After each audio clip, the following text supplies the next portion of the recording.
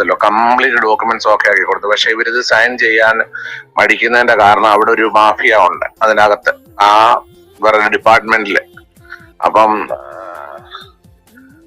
എന്ത് കാര്യത്തിന് പോണേലും പാരിതോഷികങ്ങൾ എത്തിക്കേണ്ട സ്ഥലങ്ങളിൽ എത്തിച്ചു കഴിഞ്ഞാൽ നിമിഷ നേരം കൊണ്ട് കാര്യങ്ങൾ നടക്കും എന്നുള്ള വിവരമാണ് തന്നത്. തിരുമേനിയുടെ വസ്തുവായിട്ട് അതിന് ഒരു കേസോ ഒന്നുമില്ല. കാരണം ഈ കെട്ടിടം പണിയണമെങ്കിൽ തന്നെ പെർമിറ്റ് വേണമെങ്കിൽ തന്നെ സ്വന്തം. എല്ലാവർക്കും പുതിയൊരു വീഡിയോയിലേക്ക് സ്വാഗതം. അങ്ങനെ ഞാനൊരു കഥ കേട്ടു മക്കളെ. ആ കഥ എന്ന് പറഞ്ഞു കഴിഞ്ഞാൽ മോഹൻലാൽ അല്ല, മമ്മൂട്ടി അല്ല, ആരാ അഭിനയിച്ചാലും അത് വമ്പൻ ഹിറ്റ് ആകുമെന്നാണ് പറച്ചില്. അപ്പോൾ ആ കഥയുടെ സത്യാവസ്ഥ എന്തെന്ന് നിങ്ങളൊന്ന് അറിയണ്ടേ? പിന്നെ ഈ പറയുന്ന ആ കഥയിലെ കഥാപാത്രങ്ങൾ തികച്ചും സാങ്കല്പികമാണെന്നാണ് പറയുന്നത്. പക്ഷെ സാങ്കല്പികമൊന്നുമല്ല, ഉള്ള കഥയിലെ ഉള്ള ആൾക്കാർ തന്നെയാണ് ആ കഥയിലുള്ളത്. അപ്പോൾ ആ കഥ പറഞ്ഞ ആളുകൾക്ക് അറിയാത്ത ചില കാര്യങ്ങളുണ്ട്. അതുകൊണ്ട് തന്നെ ആ കഥ എന്താണെന്ന് നമുക്കൊന്ന് അതിനെക്കുറിച്ചൊന്ന് മനസ്സിലാക്കണ്ടേ? ഓക്കെ, ഇതിനെക്കുറിച്ച് ഞാൻ മുമ്പ് വീഡിയോകൾ ഒത്തിരി ചെയ്തിട്ടുള്ളതാണ്.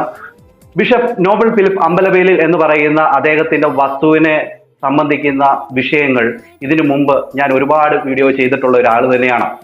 രേണുസുതി ഈ വസ്തുവുമായി ബന്ധപ്പെട്ട് കുറെ കാര്യങ്ങൾ പറഞ്ഞ സമയത്ത് ഞാൻ എല്ലാ രേഖകളും വെച്ച് ഞാൻ തെളിയിച്ചിട്ടുള്ള ഒരാൾ തന്നെയാണ്.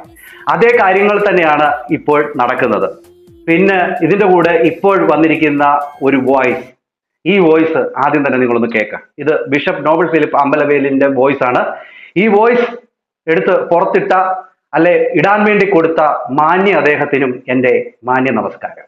ആ വോയിസ് ഒന്ന് കേൾക്കാം.